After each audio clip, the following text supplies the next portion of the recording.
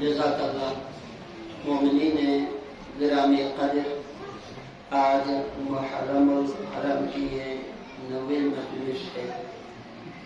آج کی مجلس میں کوشش کرتا ہوں آپ کو، کیونکہ آج کی جو مجلس ہے یہ منسوب ہے جناب حضرت عباس علیہ السلام سے، تو اس سلسلے میں جناب حضرت عباس علیہ السلام کا ایک خطبہ ہے. وہ خطبہ عام طور پہ پڑھا نہیں جاتا. جناب حضرت عباس علیہ السلام نے یہ خطبہ، جو میں انشاءاللہ اس کے کچھ حصے، کچھ مطلب اکثر اقتباس آپ کی خدمت میں انشاءاللہ پڑھوں گا.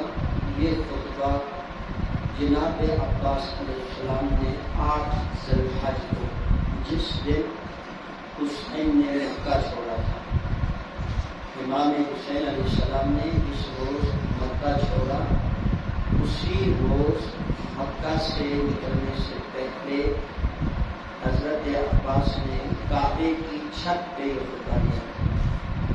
ہاں تو جو ہے نا کعبے کی چھت پہ، اور یعنی وہاں سے نکلنے سے پہلے جناب عباس کعبے کی چھت پہ چڑھے اور آپ نے ایک خطبہ ارشاد فرمایا. کتابوں میں اس خطبے کو نقل کیا گیا ہے، جس میں اس خطبے کے اندر فضائل بھی ہے، اس خطبے کے اندر مسائل بھی ہے، اور انتہائی وسیع و بلیغ انداز میں آپ نے خطبہ ارشاد فرمایا. اور مناسب ہے کہ آج کی مجلس اسی ہستی سے منسوب ہے، تو میں نے مناسب سمجھا اس خطبے کو آپ کی خدمت میں پڑھوں، تاکہ ایک نئی چیز کم سے کم ہمارے سامعین کے سامنے متعارف ہو جائے، کیونکہ ایسے جو عام طور پر پڑھے نہیں جاتے، ان ٹچ رہ جاتا ہے ہمارے ماحول میں، کم سے کم نہیں پڑھا جاتا. تو انشاءاللہ وہ خطبہ بھی آپ کی خدمت میں عرض کروں گا. صلی اللہ علیہ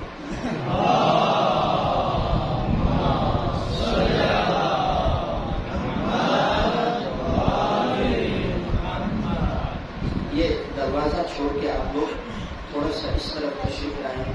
یہ انتظامیہ کی طرف سے سلوات سے دوبارہ تسلیم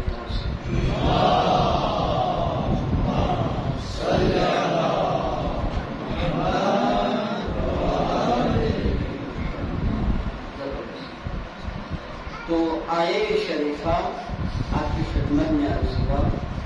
کل کی مجلس سے انشاءاللہ ہم توحید کی جو بحث ہے اس کو تھوڑا سا آگے نئے مرحلے میں آپ کو داخل کریں گے. تو آج کل کا جو مطلب تھوڑا سا نامکمل تھا، ہم اس کو مکمل کر کے پھر اس کو کی طرف آتے ہیں. کل ہماری گفتگو یہاں پر پہنچی تھی کہ اللہ تعالیٰ کے وجود کی جو دلائل ہے ان میں سے ایک دلیل فطرت ہے. دلیل فطرت کو قرآن مجید نے ایک قسم کا اس کو وحی کا نام دیا ہے. یہ وحی ہے کہ یعنی اللہ تعالیٰ نے جب چیزیں کوئی بھی وجود بنایا، کوئی مخلوق جب خلق کی، تو اس کی خلقت کے اندر کچھ تعلیمات رکھ دی. اس کو بناتے ہوئے اس کے اندر اللہ تعالیٰ نے اس کے لیے کچھ پیغامات، کچھ احکامات، کچھ آرڈرز اس کے اندر، تخلیق کے اندر اللہ نے رکھی ہے. اس کو وحی کہا جاتا ہے. اس سلسلے کو کیا کہا جاتا ہے؟ وحی. جیسے کل میں نے عرض کی، وحی کی مختلف صورتیں ہیں، مختلف اقسام ہیں. ان میں سے 3 قسمیں ایسی ہیں جو انبیاء کے ساتھ مختص ہے یا ضرور. یہ رسالت کی نشانی میں سے علائم رسالت میں سے، جیسے فرشتوں کے ذریعے وحی آنا، یہ صرف نبیوں کے لیے ہوتا ہے. توجہ ہے آپ لوگوں کی؟ فرشتوں کے ذریعے جو وحی آتے ہیں یہ صرف نبیوں کے ساتھ ہیں.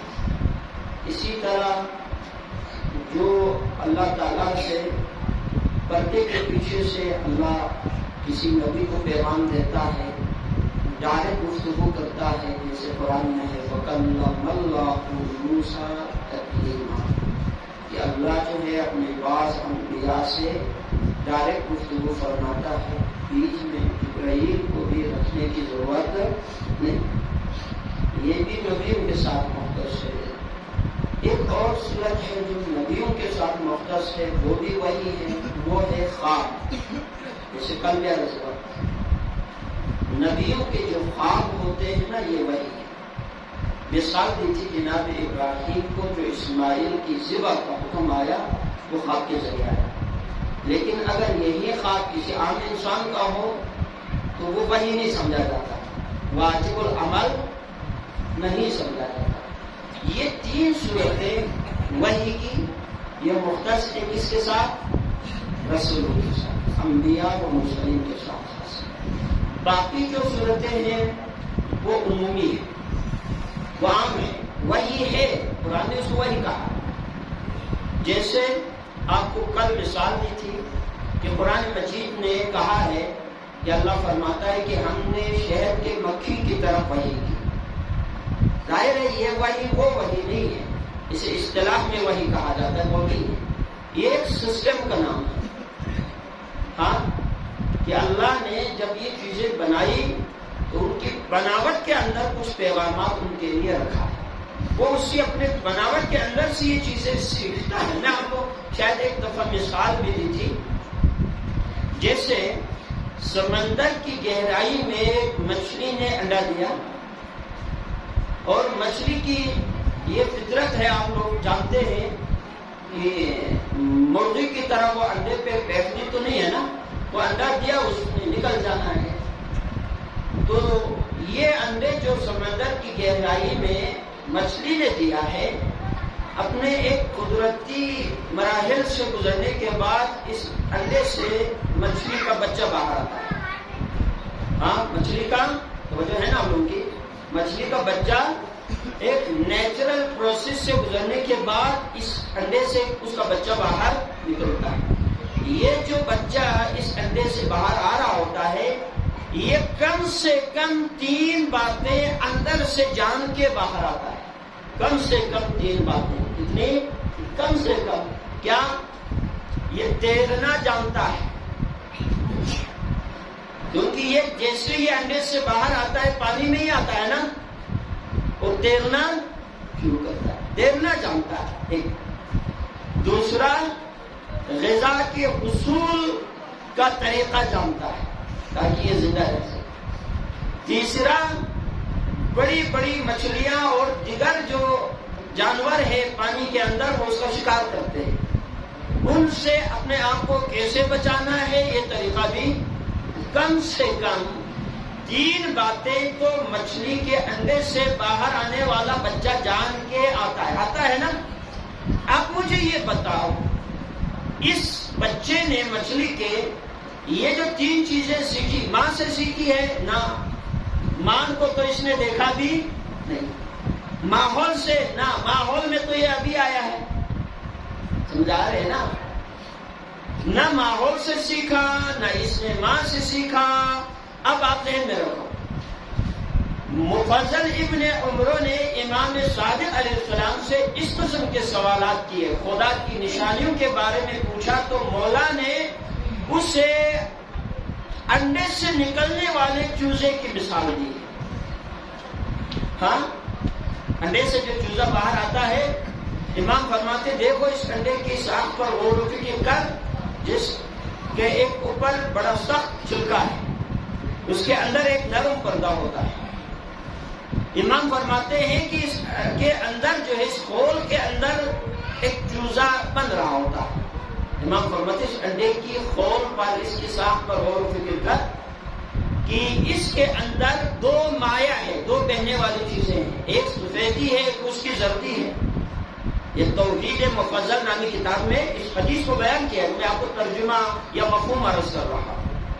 اس کے اندر دو مائع ہے، ایک اس کی سفیدی، ایک اس کی زردی ہے یا نہیں؟ اب امام فرماتے دیکھو اس کی زردی سے چوزا بنتا ہے اور اس کے سفیدی اس چوزے کی خوراک ہے. اس کی سفیدی اس چوزے کی کیا ہے؟ خوراک. اب دیکھیں کہ اس کو اندر سانس لینے کی بھی تو ضرورت ہے، کیونکہ سانس لیے بغیر ایک جاندار کا زندہ رہنا ممکن نہیں. اب انڈے کی جو چھلکا ہے وہ اتنا سخت ہے، وہاں سے ہوا کا گزر بھی ممکن نہیں. امام فرماتے غور کر مفضل انڈے کے ایک حصے کو اللہ نے خالی رکھا ہے، چھوٹا سا حصہ اس کا سرے میں یا نچلے حصے میں کیا ہوتا ہے؟ تھوڑا سا خالی. اس کے اندر اس بچے کے لیے اللہ نے جتنے دن وہ انڈے کے اندر زندہ رہنا ہے اتنے ضرورت کی ہوا اس میں رکھی. ہاں، اب جب تک یہ اندر ہے، اندر اس کے لیے غذا، اندر اس کے لیے ہوا، یعنی تمام لوازمات و ضروریات پوری کر دی. اب امام فرماتے مفضل غور کر، کوئی باہر سے جا کر اس انڈے کے اندر فٹ کر کے آیا ہے یہ چیزیں؟ نہیں. کسی نے باہر بیٹھ کے اس کے لیے حکمت عملی بنائی؟ نہیں. امام فرماتے پس اسی کو خدا کہا جاتا ہے یا اسی کو خدا کہتے ہیں جو چیزوں کے اندر ان کی ضرورت کی چیزیں ان کی بناوٹ کے اندر رکھ کر ان کو زندہ رکھتا ہے، اسی کو خدا کہتے ہیں.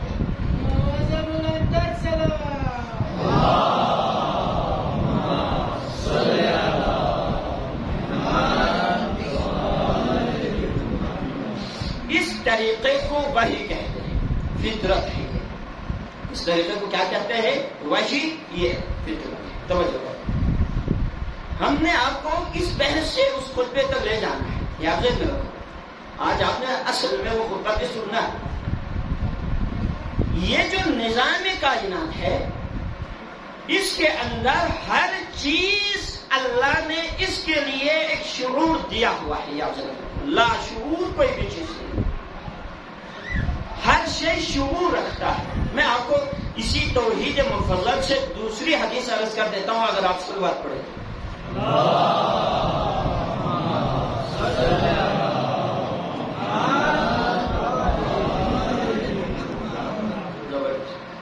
تو نہیں ہے نا آپ لوگ؟ ہاں دیکھیں، ہم نہیں جانتے کائنات میں جو چیزیں ہمیں بے جان نظر آتے ہیں، جو چیزیں ہمیں بے جان نظر آتے ہیں ان کے اندر بھی شعور کی ایک درجہ پایا جاتا ہے، قسم موجود ہے. جانداروں کے اندر بھی شعور ہے، انسانوں میں بھی شعور ہے، دیگر غیر انسان جو جاندار ہے ان میں بھی شعور پایا جاتا ہے. بالکل اسی طرح جو جمادات ہیں بے جان، ان کے اندر بھی کیا پایا جاتا ہے؟ شعور پایا جاتا ہے. ایک قسم کی حس آپ اس کو کہہ سکتے ہیں. یہ حس اللہ تعالیٰ نے رکھی ہے. اب دیکھیں اس کے اندر سے ایک حدیث ہے، انسان اپنی ساخت پہ غور و فکر کرے پھر اسے اللہ کا پہچاننا کسی حد تک آسان ہو جاتا ہے. من عرف نفس فقد عرف رب، جس نے اپنے نفس کو پہچانا اس نے رب کو پہچانا. دیکھیں اللہ کی عنایات میں سے، مہربانیوں میں سے ایک مہربانی یہ ہے کہ اللہ نے انسان کو ذائقہ عطا کی، ٹیسٹ جسے کہتے ہیں. زبان میں ٹیسٹ ہے نا، انسانی زبان کے اندر کیا رکھا ہے؟ ٹیسٹ. اچھا یہ کبھی غور و فکر کریں، یہ حدیث ہے. یہ جو ٹیسٹ ہے کڑواہٹ بھی، نمکین بھی، میٹھا بھی، اور ایک کو کہا جاتا ہے کیا؟ یہ چار بیسک ٹیسٹ ہوتے ہیں، میٹھا، نمکین اور کھٹا اور کڑوا. یہ چار بیسک چار ٹیسٹ ہوتے ہیں جس کو بیسک ٹیسٹ کہا جاتا ہے. یہ بیسک چار ہیں بنیادی ذائقے. بیسک بنیادی طور پر کتنے ہیں عادل صاحب؟ چار. یہی چار ہیں جن کا نام لیا. زبان کے جو حصے ہیں نا ہمارے منہ کے اندر، ہر حصے سے ایک ٹیسٹ کے لیے علیحدہ مشین ہے. یعنی ایسا نہیں ہے جس حصے سے آپ میٹھا ٹیسٹ کر رہا ہے اسی حصے سے آپ کو کڑواہٹ بھی محسوس ہو. نہیں، ایسا نہیں ہے، الگ ہے. سمجھ آ رہی ہے نا؟ ہر حصے میں ایک ٹیسٹ کرنے کا، لینے کا، مزہ لینے کا ایک مشین اللہ نے رکھا. اب دیکھیں، جو ہی انسان غذا کھاتا ہے نا، جو ہی انسان غذا کھاتا ہے منہ میں رکھتا ہے، اگلا اس کے فنکشن دیکھو انسان نہیں جانتا. جب ہم ایک لقمہ کھاتے ہیں، یہ لقمہ ہاتھ سے لینے سے پہلے ارادہ بنتا ہے. جب انسان ارادہ کرتا ہے، انسان توجہ نہیں کرتا کتنے مشین فنکشن ہوتے ہیں اندر اس ارادے کو سامنے لانے کے لیے. جب ہاتھ بڑھا رہا ہوتا ہے کتنے رگیں اس میں فنکشن ہونے کے بعد بندہ اس لقمے کو اٹھاتا ہے. بندہ اسی لیے ایک رگ بھی اگر چھوڑ دیا تو ہاتھ کام کرنا. نظام قدرت پہ غور و فکر کرنے سے اب کیا ہے، لقمہ لیا منہ میں رکھا، جس قسم کا ٹیسٹ ہوگا نا یہ زبان اس کو محسوس کرتا ہے. زبان نے اس کو محسوس کرنے کے بعد کہتے ہیں کہ یہ پیغام دیتا ہے انسانی دماغ کو اس قسم کا غذا داخل ہو رہا ہے. آپ دیکھو اس قسم کے غذا منہ میں جسم میں داخل ہو رہا ہے. دماغ اسی قسم کی غذا کو ہضم کرنے کے لیے پھر مختلف اندر سے تیزابیت چاہیے. سمجھ آ رہے نا؟ کیونکہ مختلف غذاؤں میں مختلف قسم کی جس میں کہا جاتا ہے غذائیت موجود ہوتی ہے. مختلف غذاؤں میں غذائیت بھی کیا ہوتے ہیں؟ مختلف. ایک ہی غذا کو ایک ہی طرح کی تیزابیت سے ہضم ہونا مشکل ہے، ممکن نہیں. ہر غذائیت کے لیے اس کے اندر ڈالے جانے والا ہاضمہ کے لیے فنکشن مشین بھی کیا چاہیے؟ الگ الگ چاہیے. تیزابیت بھی کیا چاہیے؟ الگ الگ. یہ حص دیتا ہے دماغ کو. دماغ انسانی جسم کے اندر موجود جو مختلف غدود ہوتے ہیں نا ان کو آدم کرتا ہے. اس قسم کے غذا آ رہا ہے، اب پیتا اسی قسم کی جتنا سخت غذا جا رہا ہے وہ اتنی سختی سے اتنی زیادہ مقدار میں تیزابیت معدے میں گراتا ہے. جتنا کم اس میں یعنی اس میں تیزابیت چاہیے وہ اتنا ہی کم اس معدے میں گراتا ہے. امام فرماتے ہیں انسان نہیں جانتا کہ اس کے اپنے وجود کے اندر اللہ نے اتنے فنکشنز رکھے ہیں، اتنے کارنامے رکھے ہیں کہ انسان اگر ان پہ غور و فکر کرے تو انسان اس نتیجے تک پہنچے گا کہ میرے جسم کے اندر ایک نظام کائنات موجود ہے. حضرت علی نے بھی اس کی طرف اشارہ کیا ہے کہ ایک انسان تیرے وجود کے اندر اللہ نے بہت بڑی کائنات چھپا کر رکھی، بہت بڑی کائنات ہے انسانی وجود کے اندر. یہ اللہ تعالیٰ کی طرف سے وحی کے ذریعے، اس کو فطرت آپ کہہ سکتے ہیں، اس فطرت کے ذریعے اللہ تعالیٰ یہ چیزیں انسانی جسم میں کام کرواتا ہے، کام سسٹم کو چلواتا ہے. صلی اللہ علیہ وسلم.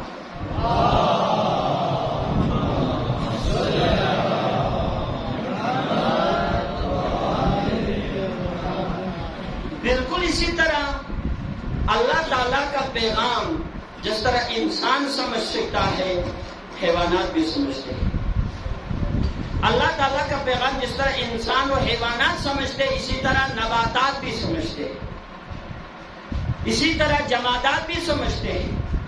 میں عجب ایک وہ ہے آیت اللہ جعفر سبحانی مرحوم، ان کی تفسیر کی دوسری جلد میں انہوں نے ایک عجب بات کی ہے. تفسیر کی دوسری جلد ہے آیت اللہ جعفر سبحانی صاحب کی، اس میں انہوں نے عجیب بات کی. وہ کہتے ہیں دیکھیں روسی ماہرین نے کچھ ایسی مشینیں ایجاد کی جن کے ذریعے وہ نباتات جسے جڑی بوٹیاں کہتے ہیں، جیسے آپ گھاس پھوس، جیسے آپ کی مکئی، جیسے آپ کی گندم ہے، یہ سب نباتات میں آتے ہیں. وہ کہتے ہیں ایسی مشینیں ایجاد کی ہیں روسی سائنسدانوں نے جن کے ذریعے وہ جب کچھ گھاس وغیرہ کاٹ کر گرم پانی میں ابالنا شروع کیا تو ان کے اندر سے ایک چیخ سنائی دی. کیا کہا؟ ایک چیخ، درد کی آواز. ہم نہیں سمجھتے یہ بھی روتے ہیں، یہ بھی حس رکھتے ہیں۔ اسی طرح برطانیہ کے فزیالوجی لیبارٹری یا لیب نے کدو کے اندر کدو کے متعلق یہ لکھا کہ یہ بھی آیت اللہ جعفر سبحانی نے اپنی تفسیر جلد دوم کے صفحہ نمبر 101 پر لکھا ہے۔ فرماتے ہیں کہ برطانیہ کے فزیالوجی لیب کے اندر کدو کے اوپر جو انہوں نے تجربات کیا ہے، جس سے یہ پتہ چلا کہ کدو کے چھلکا اتارنے سے بھی ان کو ایک درد محسوس ہوتا ہے، ایک چیخ آواز انہوں نے الیکٹرانک مشین کے ذریعے اس آواز کو کیپچر کیا جو عام حالت میں سنائی حص ہے کائنات کے اندر۔ یہ اللہ سے پیغامات لیتے ہیں، مسلسل پیغامات لیتے ہیں۔ اسی لیے ذہن میں رکھ، انسان خدا کو مانے یا نہ مانے، انسان خدا کو پہچانے یا نہ پہچانے، کائنات کے یہ ذرہ ذرہ خدا کا مانتا بھی ہے اور خدا کو پہچانتا بھی ہے۔ انسان مانتا ہے یا نہیں مانتا، لیکن یہ ساری چیزیں اطاعت کرتے۔ اسی لیے کل آپ کو وہ حدیث سنایا تھا، امام یہ سمجھا رہے تھے حجت کی طاقت کہ اگر امام کہیں کہ یہ درخت چل کے آؤ تو درخت آتا ہے نا، اس کا مطلب یہ ہے وہ سمجھ رہا ہے کہ امام کا حکم ہے، مجھے جانا چاہیے۔ بالکل اسی طرح یہ حدیث کہ یہ جمادات جسے ہم بے جان سمجھتے ہیں یہ خدا کو سمجھتے ہیں۔ اسی لیے قرآن مجید کی 28واں پارہ ہے سورہ جمعہ، اس کی ابتدائی آیت آپ کو میں نظر کر کے آگے خطبے کی طرف، حضرت عباس کے خطبے کی طرف بڑھوں گا۔ فرماتے ہیں یسبح للہ ما فی السماوات وما فی الارض الملک القدوس العزیز الحکیم۔ تسبیح بیان کرتی ہے، پاکیزگی بیان کرتی ہے، کس کی؟ اللہ۔ کون؟ یسبح للہ ما فی السماوات وما فی الارض، جو کچھ آسمانوں میں ہے اور جو کچھ زمین میں، سب چیزیں، سب چیزیں کس کی تسبیح؟ حدیث آیت سے متصل ایک حدیث بھی یاد آ گئی، اجازت ہے تو سنا دوں؟ صلوات و سلام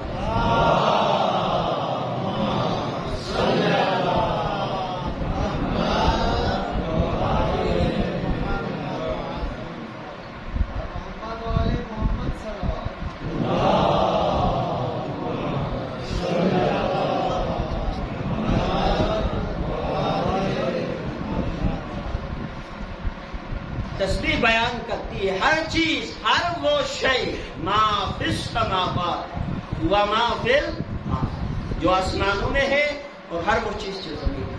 متصل اس سے متعلق حدیث حضرت امیر علیہ السلام کا ہے، آپ کا فرمان ہے، ارشاد گرامی مولا فرماتے ہیں افسوس ہے اس انسان پر، افسوس ہے اس انسان پر کہ اللہ کی حمد کرنے کے لیے، توجہ ہے نا ان کی، افسوس ہے مولا فرماتے اس انسان پر اللہ کی حمد کرنے کے لیے صبح اس سے پہلے جانور اٹھے۔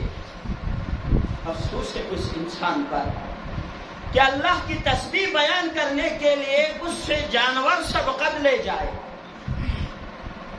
سمجھ رہے؟ ناراض تو نہیں ہوئے نا ہم لوگ؟ ہاں، افسوس ہے اس انسان پر کہ حمد خدا میں اس سے سبقت کون لے جاتا ہے؟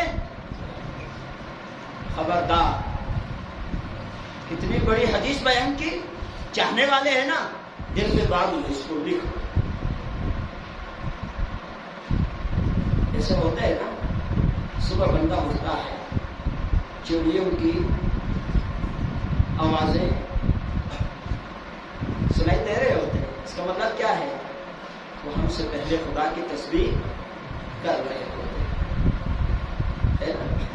یہ تو وہ آوازیں ہیں جانوروں کی جو ہمیں سنائی نہیں دیتے۔ بہت سارے ایسے جانور بھی ہوتے ہیں جن کی آوازیں ہمیں ویسے بھی سنائی نہیں دیتے، جیسے چونٹیوں کی آواز، جیسے چھوٹے چھوٹے حشرات کی آواز نہیں سنائی دیتی۔ کوشش کر، مومن ہے نا، اللہ کو ماننے والے ہیں نا، انسان ہے اشرف المخلوقات، ہاں، جانور سبقت لے جائے حمد خدا میں اس انسان سے، تو مولا کیا فرماتے ہیں؟ انسان کا افسوس ہے۔ اب آتے ہیں، عرض یہ تھا، توجہ رکھیں کہ انسان رب کو پہچانے یا نہیں پہچانے، کائنات کا ہر ذرہ اپنے خالق کو پہچانتا ہے، پہچانتا ہے نہ صرف بلکہ مانتا بھی۔ حضرت عباس علیہ السلام کا اس خطبے میں ایسے ایسے الفاظ اور جملے ہیں جو اس مطلب کو جو میں ابھی عرض کر چکا ہوں واضح کرتا ہوں۔ یہ خطبہ آپ نے 8 ذی الحجہ سن 7 ہجری کو اس دن کعبے کی چھت پہ جا کے فرمایا، جس دن آپ اور امام علیہ السلام یہ قافلہ مکہ چھوڑ کے نکل رہے تھے۔ نکلنے سے پہلے آپ نے یہ خطبہ ارشاد فرمایا۔ میں زیادہ آگے نہیں جاؤں گا، اسی خطبے کی سرسری ترجمہ کر کے 1-2 جملے ہیں بیچ میں وہ عرض کرتا ہوں۔ بسم اللہ الرحمن الرحیم، الحمدللہ الذی شرف ھذا بقدوم ابیہ۔ حمد ہے اس پروردگار کے لیے، شرف ھذا، جس نے اس کو شرف بخشا، کعبے کو اشارہ کیا، کہاں پر؟ وَأَشَارَ بِيَدِهِ إِلَى بَيْتِ اللَّهِ، کعبے کی طرف اشارہ کیا، آپ کعبے کی چھت پر تھے، اشارہ کیا۔ حمد ہے اس پروردگار کے لیے جس نے اس بیت کو شرف بخشا، بِقُدُومِ أَبِيهِ، اس کے باپ کی قدم کی برکت سے۔ فضائل بھی سمجھ آ گیا نا؟ اس کے اشارہ کیا، وَأَشَارَ إِلَى الْإِمَامِ حسین، کس کے باپ کے قدوم کی برکت سے؟ کمال ہے حضرت عباس کا، ویسے تو دونوں کا باپ ایک ہی ہے نا۔ شرف و مقام و منزلت کے اعتبار سے علی سمجھتے تھے، حسین عباس سمجھتے تھے کہ علی کا بیٹا کہلانے کا لائق مجھ سے زیادہ نہیں، اس بات کی، ورنہ تو دونوں بھائی ہیں۔ اس کے باپ کے قدم کی برکت سے اللہ نے اس گھر کو شرف بخشا۔ کیا شرف بخشا؟ فرماتے من کان بالامس بیتا، جو کل تک ایک گھر تھا۔ تو جو ہے نا ان کی یہ خطبہ میں نے کہا عام طور پہ پڑھا نہیں جاتا نا، ہاں یہ حضرت عباس کا خطبہ ہے۔ کیا فرمایا؟ من کان بالامس بیتا، جو کل تک صرف ایک گھر تھا۔ یہ کعبہ حضرت عباس کہتے ہیں کل تک صرف ایک گھر تھا۔ اصبح قبلۃ، علی کے آنے کی وجہ سے یہ قبلہ بنا۔ علی کے یعنی اس کے بابا کے قدموں کی شرف سے یہ کیا کہلایا؟ قبلہ کہلایا، گھر تھا۔ اسی لیے وہ شاعر کا وہ شعر، مقدس تھا مکرم تھا مگر کعبہ نہ تھا قبلہ، مقدس تھا مکرم تھا مگر کعبہ نہ تھا قبلہ، علی جب ہو گیا پیدا تو کعبہ بن گیا۔ صلوات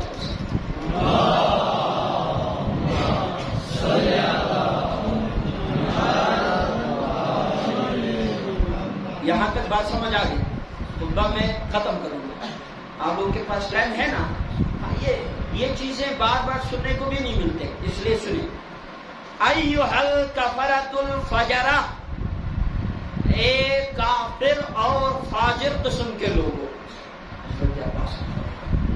ان لوگوں کے اجتماع سے خطاب کیا، اے ایھا الکفرۃ الفجرہ، حق امامت کے منکر لوگ، جو حق امامت و ولایت سے کیا ہے؟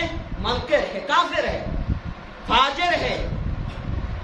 اتصدون طریق البیت لامام البررہ، کیا تم لوگ بیت اللہ کا راستہ نیک لوگوں کے امام پر بند کرنا چاہتے ہو، یا نیک ترین انسان پر بند کرنا چاہتے ہو کعبے کا راستہ؟ چونکہ یہ بات تو واضح ہے نا کہ 50 لوگوں کو یزید نے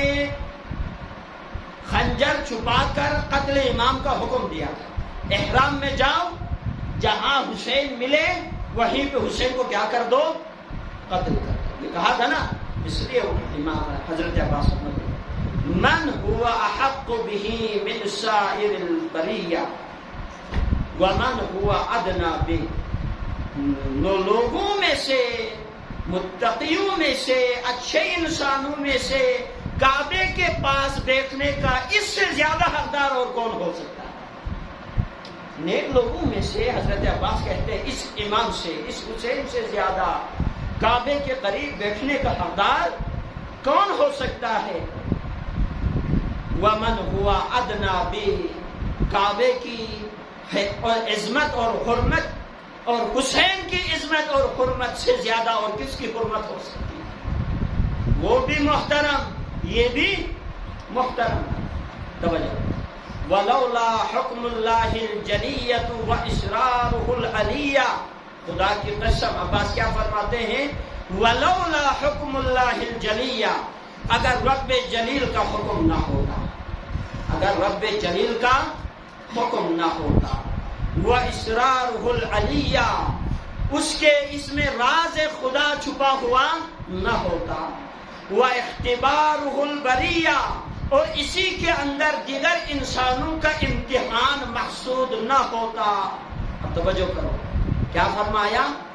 اگر اس میں رب کا حکم نہ ہوتا، اسی میں رموز الہی نہ ہوتے، اس کے اندر دیگر لوگوں کا امتحان مقصود نہ ہوتا، تو کون ہے جو حسین کو کعبے سے روکے؟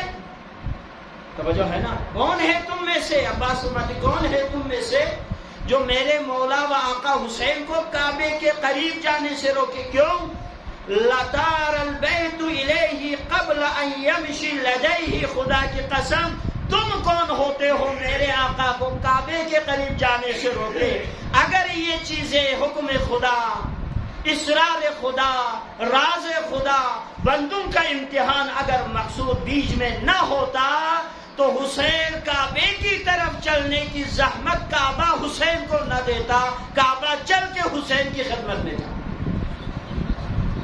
کیا فرمایا؟ حسین کو کعبے کی طرف آنے کی کعبہ زحمت ہی صلی اللہ علیہ وسلم۔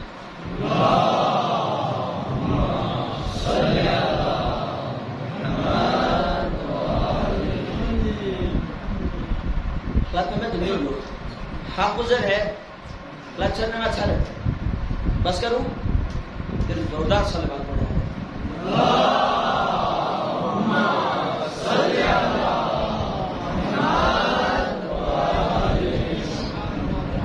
حضرت عباس فرماتے وقد استسلم الناس الحجر، لوگ جاتے ہیں